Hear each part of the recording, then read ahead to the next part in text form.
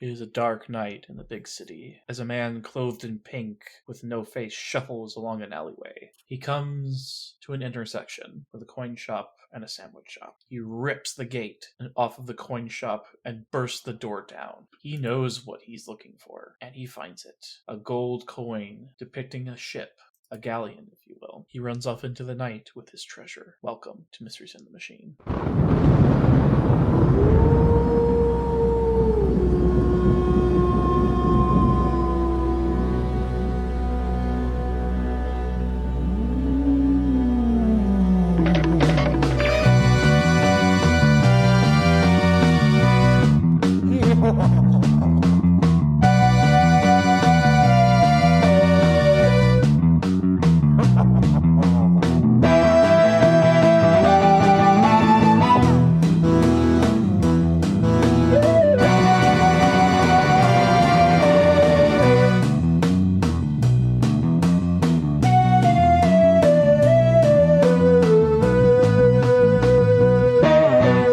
Hey yo, meddling kids! I'm Charlie. And I'm Ethan. And welcome to another episode of the Scooby-Doo Show. Ethan, you said before recording that you enjoyed this one a bit. I did. Alright. Probably not as much as The Water Shocking Ghost that we did a little while ago, That's but fair. this is definitely probably my top 5 of the episodes we've watched so far. You know what? It has been kind of a hate it or love it for so far in this season. Yeah. This one tends to be a forgettable one for me. I'm not gonna lie. Maybe it's I want to blame the design of the zombie itself, honestly, for this one being less iconic. Yeah. I don't know. I think this is maybe the only no-faced character that we do have in a Scooby-Doo thing. When Scooby-Doo is so iconic for how it does the facial things of monsters. Yeah. I don't know if that I feel like I might have to go deeper into that eventually, but there's something there that makes me feel like I've always forget about this one, that there's just a guy with no face. Yeah, I know what you mean. The no face of it all is a little odd, to say the least. And then a random gorilla. Yeah, that didn't make a whole lot of sense to me, but we'll get there. This episode didn't make a whole lot of sense to me. They even address it in the episode, what's with the gorilla costume? I don't know, man. I just had it. That guy just goes to furry conventions, okay? I think that's the answer. That man's a furry who also made a robot. Hey, most furries work in tech, so... Exactly! See, you're just selling my point, Ethan. Yep. I'm waiting for Ethan to tell us his persona. I don't have one, but I worked with someone who does. Don't worry, it'll happen eventually, Ethan. We'll see. Them shits are expensive. You don't have to buy a costume to be a furry! Oh my goodness. You just have to play D&D and be a random wolf guy because you want to, and you think it's a cool design. Wait, Charlie, are you saying what I think you're saying? I don't think there's ever been a, question there. I think just people have their weird assumptions on what furries are and aren't. And I don't think I would deny that I probably would be classified as a furry. I just like the designs. They're aesthetically pleasing. Alright, cool. You know? Sure. If you wear ears at Disney World, you're also technically a furry. But that's just the technical definition of it, because you like wearing animal ears. Don't tell the Disney adults. They'll get very upset. I love telling people this and ruining it for them. If you like wearing a Stitch onesie, you are a furry. Okay? Okay? The definition of furry is much broader than I thought it was. It just means that you like wearing or you like that aesthetic of anthropomorphic animals. You like wearing those items, you like drawing those items, you like those kinds of things. It does not have to be sexual or what have you. I wasn't necessarily going that direction, but... It doesn't have to be your whole lifestyle, either. Yeah. Did you ever have someone who went to high school with you that would wear a tail on the back of their pants? Because I did. I did not have that exact. So my high school graduation trip that my mom took me on, my friend bought a Sully tail at Disney, and then just wore that around. So I think that counts. Again, if you like wearing a random Sully tail, furry. Sure. I'm at least using the very basic definition of these things. Maybe you don't Yeah. identify in that way, but like that, it's broader than you think. Yeah. Honestly. I guess it is. Yeah, Huh. I have a friend who really likes drawing anthro things, and I'm just like, those are very cool. I like. More power to you. We're going off the rails in the first 10 minutes already. This has nothing to do with anything. You're welcome. Yup. It's because I don't have a whole lot to say about this episode. I'm sorry. Alright, but we open up in a sandwich shop next to the coin shop that got robbed, where Scooby and Shaggy are eating a 6-foot-long sub sandwich. I love that it's like called Euro Sandwich. Like that's like the place is called. Yeah. Also, the guy next to them, he's making a pizza, so it's not just a sandwich place, it's also a pizza place, I guess. Maybe that's why they can make such big sandwiches. They just got a lot of dough or something. Sure. Do they make their own bread, perhaps? Yes, probably. And this sandwich is so long. Velma's like, you guys can't start in the middle. You have to, like, eat either end or something. So we're doing this Landy and the Tramp style. Mm-hmm. And Scooby has to walk all the way outside because this sandwich went through the window. Yeah, not cutting it in half, not, anything logical. No, go outside and start eating it from the other end. I think that might be a shenanigan based off of going to say how they've decided to eat this 6-foot-long sandwich. Yup. It's just a little ridiculous. And then Scooby's, he's chilling outside. Like, he's got his arm out, he's resting it. And then, oh my god, the door bursts open behind him from the coin shop, and No-Face Zombie tries to grab at Scooby. Just I guess because he's a witness. Yeah, he's a witness. He is, in fact, the witness they use when they tell the police about it, so. This is true. And then we get our next shenanigan, I think. When Scooby has to describe what he saw, he pulls his face down so that the skin on where his face should be is all flat, and there's nothing there. So he's like, it had no face. Insane. Absolutely insane. I mean, one reason I really like this episode is because it seems like the animators took more time with it. Like, with the stretching of the face and, like... That's fair. Like, the duplicates, which we'll see later, so... Yeah. I do think the face thing is a little bit body horror. A little bit. Even though this is a cartoon. Because he pulls his face down, and where his eyes are, they're just blank circles. I don't like it. Not like one bit, man. Nope. But like one of the animation things, you're like, oh yeah, the animation on that is good. Yes, I'm annoyed with how the zombie moves, and there is definitely like an in-universe reason for why he does this. But it just annoys me that the limp. Like, he's chasing them, and he doesn't like look like he's going any faster because of he has to walk like sideways with a limp. Mm-hmm. He doesn't look like he's running. Yeah. And you can definitely, like, run with a limp and not look like you're walking sideways. Yeah. Like that. So, that's just my little nitpick for this episode. Mm-hmm, I couldn't stop looking at it. Yeah. So, next door, at the coin place, the police have already showed up. Obviously, they got some, like, the high-tech things that alert the authorities. Mm-hmm. And the man who owns the place is explaining... no, it had to have been a zombie because, like, this coin, they only took one thing. They took this coin. This coin, I know, it is cursed, specifically. And he's a lieutenant, right? That's how they refer to him, yeah. He's such a character in this episode. Like, we don't get a lot of, like, police officers or sheriffs, like, I mean, ACAB. But also, like, we don't get, detectives that aren't our children in these episodes very often. So to see him like several times throughout the episode and not just at the end is so interesting to me. We have a character here, really. Yeah. And the kids are like overhearing this, and they go out and they're like, wait, we have a witness. We saw somebody steal it. And, they're like, yeah, Scooby, show him what you saw. He does the face thing again, and I would call that another shenanigan.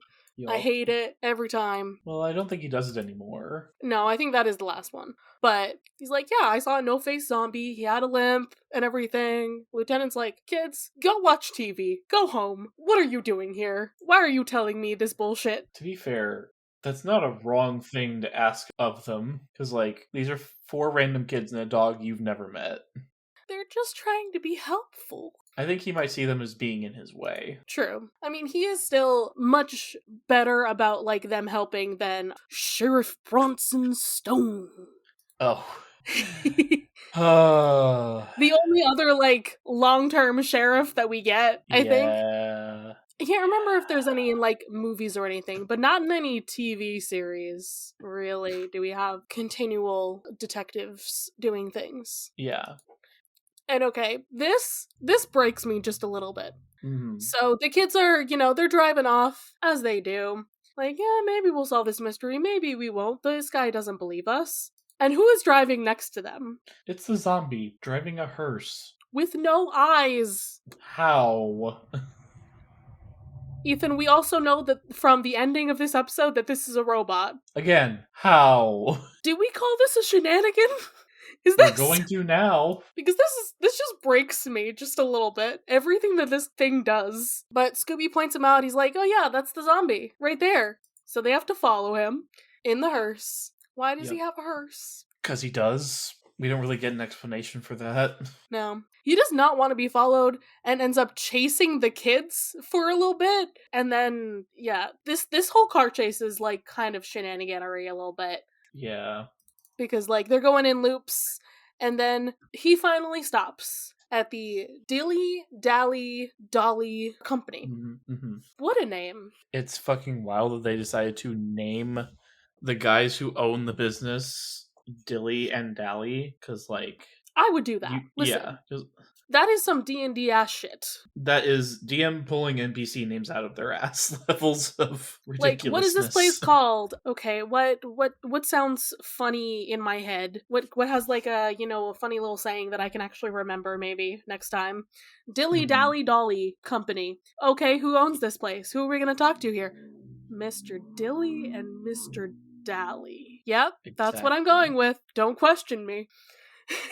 Yep. So they walk up to the door, and Shaggy's like, well, we'll just tell the night guard what's going on, and then we'll get the hell out of here. The night guard opens the door while Shaggy's attempting to knock, and he knocks on the guy's chest. Shenaniganery. I love it. And he's like, why are you here? What do you want? Who are you?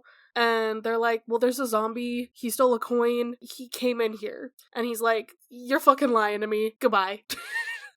I love that Shaggy's like, you know what? He had a face at least. Okay? The bar is on the floor. Yeah. And they do see the zombie in a window up above. Mm-hmm. So they gotta get in there. Somehow. Breaking and entering! Yay! Woo. Also, loitering, I guess? Yeah, I suppose. Because right now they're just kind of spying in the windows. Yeah. Okay, I'm assuming they got all of this equipment from inside the Mystery Machine.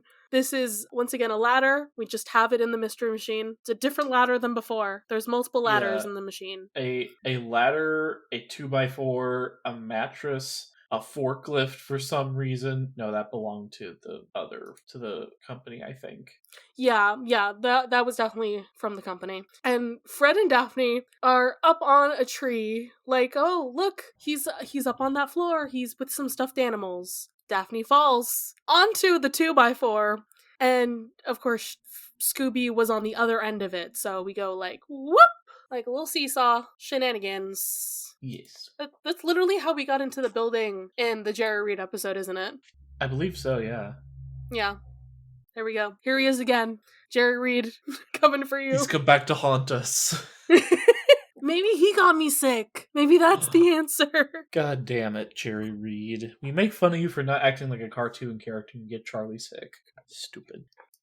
This is what happens when we say random shit in a podcast. The dead and the gods come to get us. I'm just Hey, I didn't do anything to anger no gods. That's all you. You're the one who talks about them on your other podcasts. I will forever. Now Scooby is up in this stuffed animal room. He kind of gets stuck here a little bit. Like, he's like, oh no, this thing grabbed me. And then he runs into a lion's head. Like into its mouth. Again, more shenanigans here.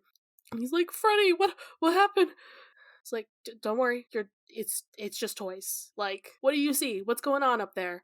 Oh, it's the zombie. He's right here.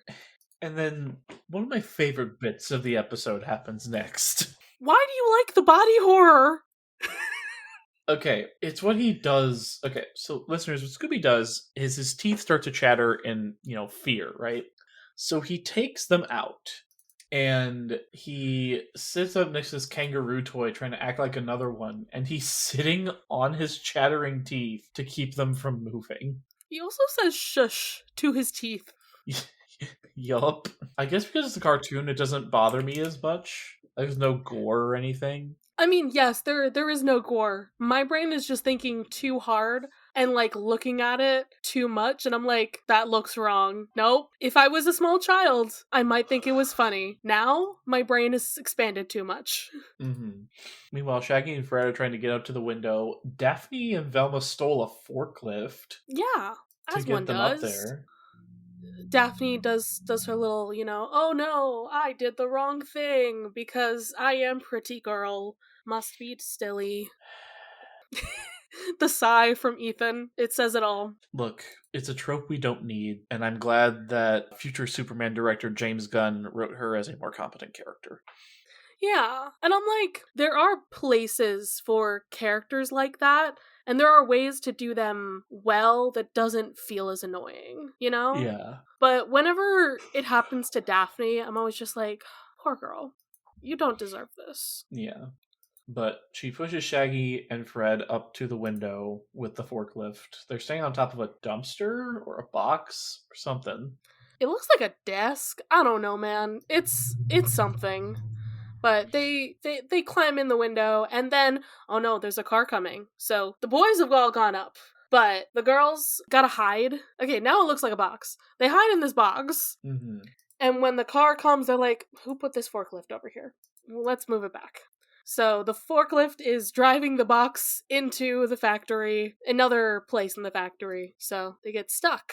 Because, of course, where they entered this box is now up against some, barrels of some kind? Yeah, some barrels of something. I don't know what. And the guys find where they are, They're like, oh, look, there's the hearse. So we know, again, the zombie was driving the hearse. He's definitely still here. And there's the crate. We gotta get them out of there. And Shaggy, clearly not forklift certified, kind of jerkily goes around with the forklift, and he just rolls Daphne and Velma in the box off of the forklift. See, this is how you do dumb, funny character who messes things up. Yeah. Shaggy is the answer. Yeah. When Daphne does it, it feels out of character, because she's so competent otherwise. Yeah. But that's some shenaniganery. Yep. I think I would have puked after that. Jesus. I'm surprised it didn't, bonk their heads or something. Yeah. And then they run into Mr. Dilly, Mr. Dally, and the foreman guy again. Mm-hmm. And they explain, so, we're here because of a zombie. There's a valuable coin. Okay, it's a whole shebang going on here. And we can prove it. There's a hearse right there, We saw it. Yep. He's here. Unless one of you owns that hearse. That'd be pretty incriminating. It would be, wouldn't it?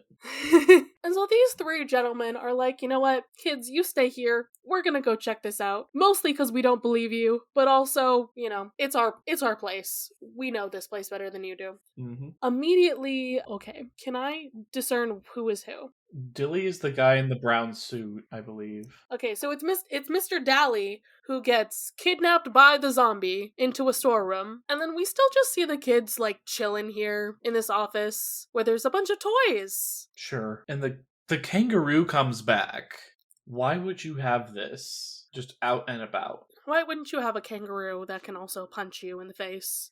That's a great They're toy dangerous for children. enough with their legs.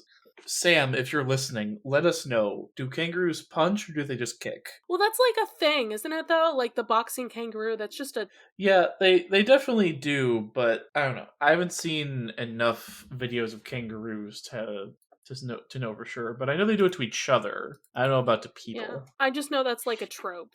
Of Yeah. Hey, if you're gonna have a mascot for something, it's a boxing kangaroo or whatever. Mm-hmm. And the fact that this one literally can punch you in the face, insane. Yeah. So Scooby's playing with that, and Velma is looking through this pamphlet magazine. Yeah. It looks like a book. That just looks like a book, but it's apparently a magazine, and there's some pages torn out of it. I wonder who would have done that. Was it the zombie? Was it somebody else? We need to find out what was in those pages. It could be important. Mm-hmm. It would have been hilarious if that had nothing to do with anything. But yeah, there's like, oh, I clipped these pages because there was a recipe on them that I wanted to use later. Yeah, sometimes you gotta have some red herrings, and it's more interesting that way. Yeah. Now, we get the kangaroo back again because the no-face zombie is coming into the room, and Scooby turns the kangaroo on to try to fight him. Yeah. Didn't really work. And then he's like, but see, I have this doll magician thing over here that he brings out. Abracadabra, alakazam, woo! And Scooby performs magic. I love it. He makes himself disappear, the coin disappear, and puts a chicken under the cloth. A plucked chicken under the cloth, I should say. Behold a man. That's exactly what I was thinking when I watched this. Diogenes, you would be proud. A featherless biped. Behold, a man. Oh, beautiful. Alright, so they are doing the running thing, and once again, this is where I'm like, this guy is running very oddly. But okay. And when they're trying to get in the elevator, that's when the gorilla shows up, and we're all just like, what episode am I watching? What's going on? Yeah, it does make a lick of sense why there's a gorilla here all of a sudden. Like I said, it's just this guy's persona. It had nothing to do with anything else in the episode. Yep, he just pushes them out of the elevator in the gorilla costume. And then we have to split up, We split up into scared and smart, and the scared gang is in the cafeteria. Of course they are. Where they find Charlie's favorite, the popcorn machine. This is insane. This is a popcorn dispenser that you can just put coins into? I've never seen one of these. I want it. I want it so bad. And they get attacked by the popcorn, so shenanigans. And then the smart gang's like, hey, what happened to you guys? You're in popcorn. This never comes up again. Doesn't matter. They tell Shaggy and Scooby go to a newsstand to get another magazine, and Fred calls the police. Yeah. I mean, why not? There's some numbers just like written on the wall itself. That's I don't know what those are for. Hilarious. And okay, the lieutenant does the thing where he says everything that they're like, he's repeating everything that they're telling him because he does not believe it. Like, what? This is a joke. No way. Just come down here, dude. So he's on his way. Mm-hmm. And the smart gang runs away from No-Face Zombie once again. While the scared gang is like, hey, we're already here with the employee food. Why don't we get some before we have to go to the newsstand? They're gonna grab some drinks. And, oh my god, the gorilla is in the machine somehow. How did the gorilla fit in there? It looks smaller than the gorilla costume. And then he comes out of the machine, but we don't see it happen. This is another shenanigan, at least. Like, what? I have questions on who wrote this episode. I think the reason I like this episode is because of the amount of shenanigans there are. That's fair. I think I just lost the plot of this one. Just a little bit. No plot, all the shenanigans. True. Speaking of shenanigans, so Daphne's got the coin. The smart gang runs away from the zombie. They get into a room. And Daphne is holding the coin like a waiter with a platter of food, just sitting on top of her hand. Yes. And ridiculous. The zombie finds another door into the room, opens it, and just snatches it out of her hand. Shenanigans. I also love that her muscle is the ones holding the other door closed. Fred and Velma. They're her muscle. Oh yeah. Yes. We really should have made Velma stronger. For no apparent reason. We made her a wizard rogue multi-class. There had to be a dump stat somewhere. Listen, at some point, we're just gonna get, either you're gonna get an item, or when you have to put up your ability score, it's just gonna go into strength for no apparent reason. Just why because. Not? Velma can just, punch a bitch when she's out of spell slots. Out of spells, but not out of options. So, yeah, he got away, the door locked behind him, and then, okay, so many things are happening at once. The monkey is still chasing Shaggy and Scooby. Yes. Fred opens the door and knocks out the gorilla momentarily. Shenanigans. Then not only that, him, Daphne, and Velma get on this little cart thing and bust the door down with the gorilla on the other side of the door. Yes. And then to escape him, they get in the elevator. Why not? Why the fuck not? But he goes down the stairs, and then he goes after them, and then for some reason they bust through the elevator. Somehow. And then they, like, do a little loop and push him into the elevator with the elevator doors themselves. And they just send him back up. No problem. How many shenanigans is this? Oh my god. I'm putting it as 3. Okay, I'm just gonna believe you. Like I said, I lost the plot. No-Face Zombie is back. Yep. Shaggy and Scooby run in different directions. Not a great idea. Scooby falls into the toy duplicating room, specifically the machine that duplicates toys. And okay, if this is not where the Santa Claus 2 got that idea from... That's exactly what I was thinking when I watched this.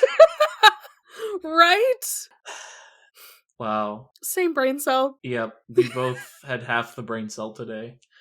And they just... So many Scoobies are popping out of there, and they're all saying help. Yeah. I want to know what they're made of. I want to know how this works. When it's a person or a dog. Maybe it's like Santa Claus 2 and it's like rubber and plastic and shit. I can buy that because we know that there's magic in that world. We don't fully know that there's magic in this world besides Genie. Technically, Scooby did perform like close-up magic, which is like sleight of hand, but that's not what this is. No, it's not. Though, where he got the plucked chicken, I have no clue. Hammer space. More reasons why Scooby is a wild magic sorcerer. Correct. Though we did not build him that way. Oh, we did. We did? Yes. I thought he was primarily a rogue. Both is good. Everything multi-classed, Ethan. Everything multi-classed. Of course. Now, Shaggy meets up with the Smart Gang, and he's like, I don't know where Scooby is. I don't know what's going on. I did not get the magazine yet because I lost Scoob. And this is when they find the entire room full of Scoobies saying help. Yeah. But how do we figure out which one's the real Scooby? Velma summons him with a Scooby snack. It always works. It gets him out of hypnotism, and it helps you figure out which one is which. It is the Deus Ex Machina that we always need. Scooby snacks. Exactly. So, Shaggy and Scooby go to the newsstand. The gorilla is still chasing them. Yeah, that's fine. Don't worry about it. The Smart Gang is waiting for the lieutenant, and also No-Face Zombie is still here, opening random doors, searching for something, or someone. So they're gonna follow him. Now, okay, while Shaggy and Scooby are at this magazine stand, the gorilla has just replaced the man behind the counter. I guess they didn't have to pay. Also, they ruined this whole counter. I mean, the gorilla ruined it because he just spilled it all over the ground. Yep. So rude. Truly. But they got a magazine. They got a magazine, and then they get into this cab. Like, hey, we need to ride back, and it's the gorilla driving. How? Hey, we know there's someone in that gorilla suit. Yeah, I know. Presumably that person has a car. The visibility aspect of it. True. You gotta commit to the bit, though. This is quite true. Alright. If you're a theater kid wanting to steal jewelry or sell or real estate, you gotta commit to the bit. Or if you're a furry. Now, again, shenanigans, if you haven't been counting them, that's something. Now 2 shenanigans for that? Yeah, for like the magazine stand and then the cab itself. Yeah. And now Smart Gang has followed the No-Face Zombie into a room with some dollies. Poor Daphne bumps one, and she's trying to turn it off because it starts saying "Mama, Mama." So creepy. Velma's like, "Wait a minute, what if we did that?" Cause it just starts. It walks too. It walks and it says "Mama," and it walks past the zombie, and the zombie's like, "Okay, that's fine. I don't care." I think this may be one of our first clues that this thing isn't human. Could be. Because it doesn't even notice that they're not dolls, really. It just notices that they stole it. they succeeded on their performance check and their sleight of hand check there. Yup. So Shenanigans. That's at least one shenanigan. that's another one. Yeah, and while Shag and Scoob are headed back to the factory, they meet up with the lieutenant and they're like, oh yeah, there's a gorilla now chasing us too. And he's like, oh god, I can't with you guys. I just can't. But he still gives them a lift back. Which is quite kind of him. And then once they do get back, everybody literally runs into each other. I love when that happens. Always good. Mm-hmm. And the zombie is like looking on like... He's shaking his head when this all happens, like, oh no, no, no. And he fucking takes the coin right out of the lieutenant's hand. And Velma makes fun of him because he didn't believe them. Yep. The gorilla also enters as soon as they start chasing down the zombie. And Ethan's favorite thing happens. Can you see why this episode is wonderful? To me, specifically. You know what? I'll give it to you for the doors. Thank you. The rest of this didn't make a lick of sense, though. Yeah. I just don't buy the plot. It is out there. There are a lot of Scooby-Doo episodes that just like, there is no plot. Don't worry about it. It's just vibes. This one, I'm just like, the aesthetics are clashing, so it doesn't quite work for me. Yeah. Alright, so they all do the doors thing, and then... because both halves of the gang are on, like, little machines driving around through the doors. And Fred runs over the zombie. This is a hit and run situation. Demolishes the zombie. Now, this is a pretty good animation moment, I think. Yeah. Because you can see all the details in this robot here. As it is smashed to bits. The lieutenant picks up the coin. He's like, okay, cool. We gotta wrap this up. We figured that out, at least. But Gorilla goes, oh, literally, like, rope swings and grabs the coin.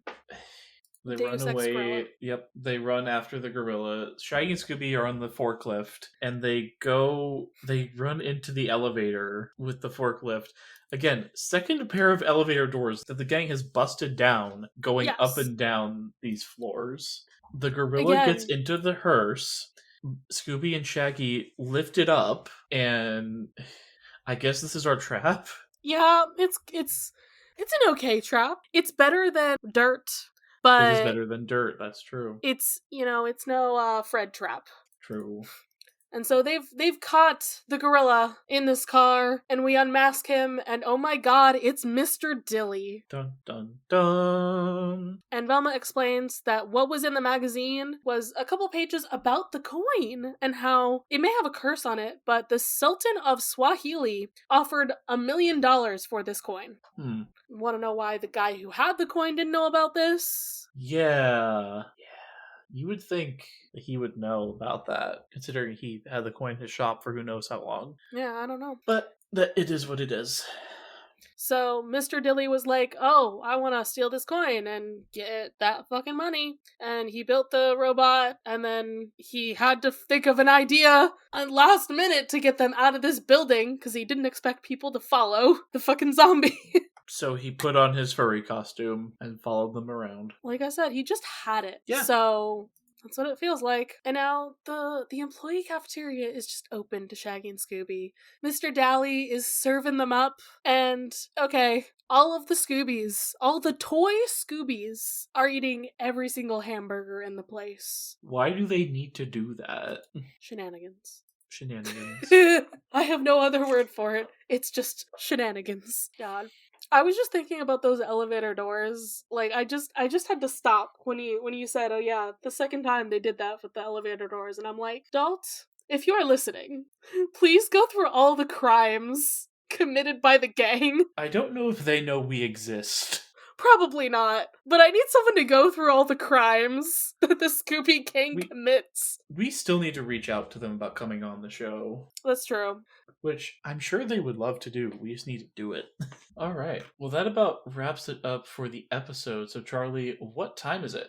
It's terror time again. Let's talk about some trivia. You made me sing, even though I am sick. And we have one piece of trivia. Ethan, take it away. Fred explicitly dialing the lieutenant, meaning that he knows him in person, that the episode takes place in the gang's hometown. That is pure conjecture.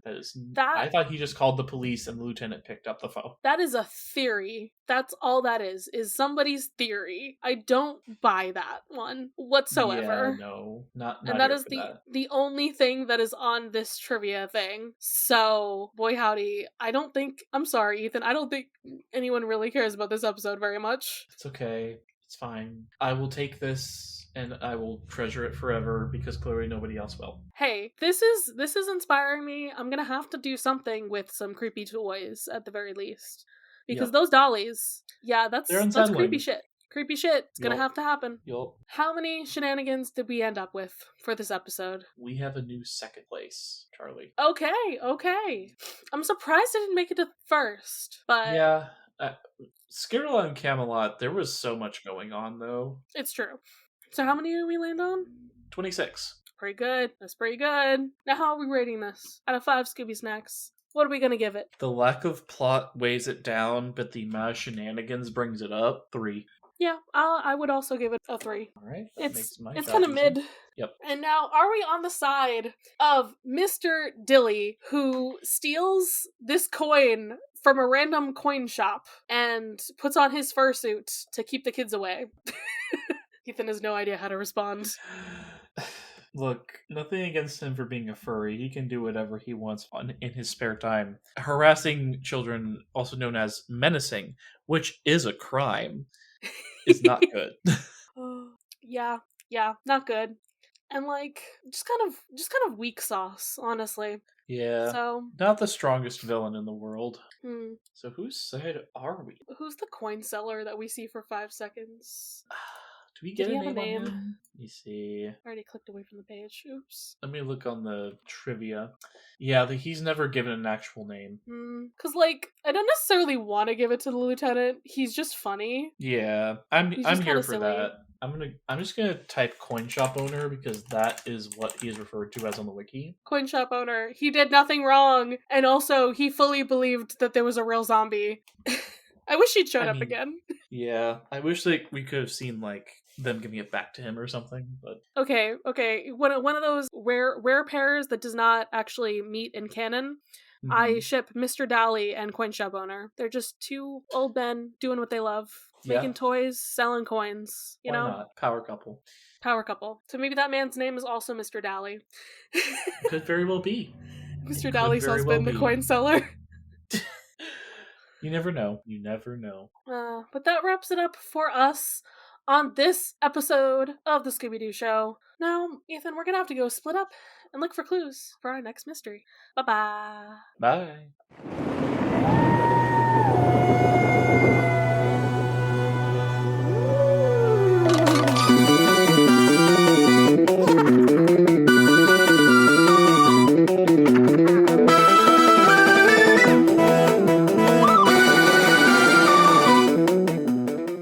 You can follow this podcast's socials at Mysteries in the Machine Pod on Instagram. You can send a message to our email, mysteriesinthemachinepod@gmail.com. Be sure to give us a rating, a review, or let your friends and followers know how much you love the podcast. That really helps. You can follow me, Charlie, at GreenPixie12 on most platforms. I also have an art Instagram at GreenPixieDraws. You can find me, Ethan, on Instagram and Threads at ethan.t.hewlin.